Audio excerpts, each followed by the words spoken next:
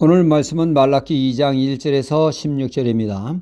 프랑스가 국력을 가시하기 위해 1889년 파리 만물 박람회 때에 기념으로 세우게 된 것이 있는데 그것이 바로 그 유명한 에펠탑입니다.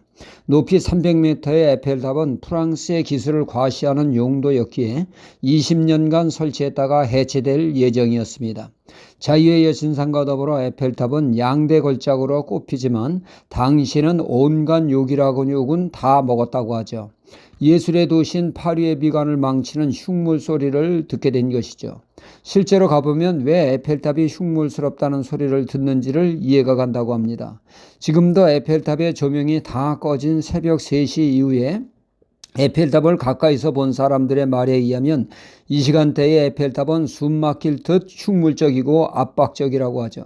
당시 조명 장치가 없던 때라 해가 지기만 하면 흉물로 변했으니 사람들의 평가는 부정적일 수밖에 없었던 것이죠.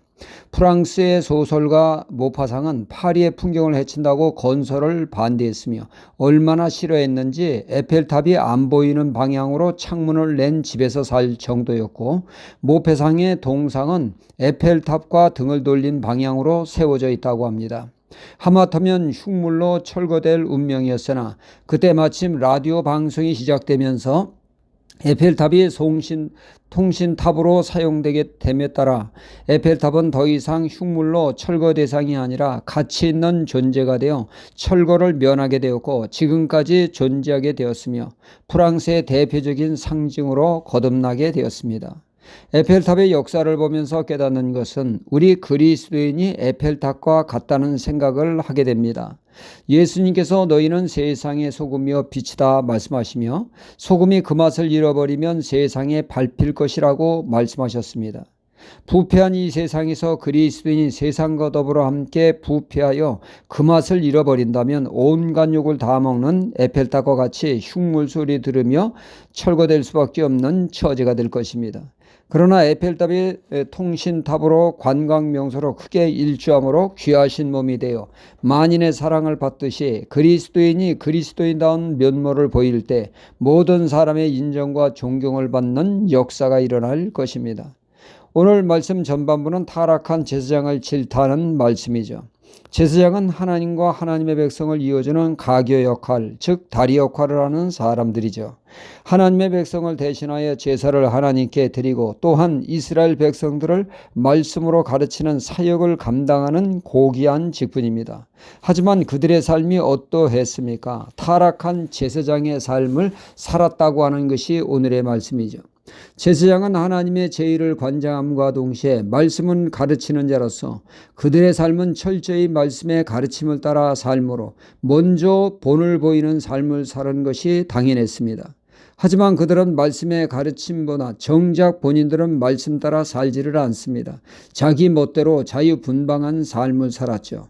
또한 그들은 말씀의 본뜻을 정확히 인지하고 바르게 말씀을 가르쳐야 하는데 말씀을 자기 입맛대로 각색하여 말씀을 왜곡하여 그릇되게 가르칩니다.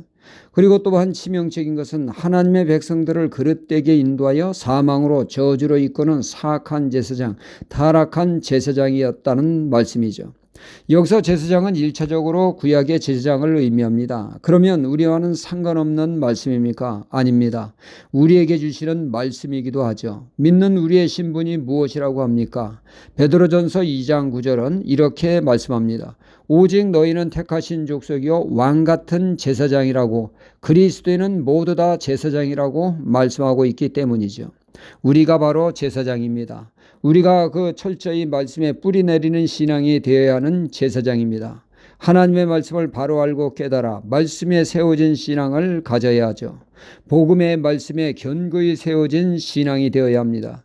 아울러 말씀대로 삶 속에서 살아가는 삶이 되어야 하죠.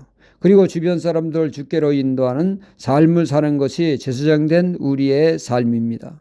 하지만 제사장이 타락하여 말씀에 등지고 말씀대로 살지 않으며 사람들에게 덕이 되지 않는 삶은 에펠탑과 같이 아무짝에 쓸모없는 흉물 소리를 듣게 될 것입니다.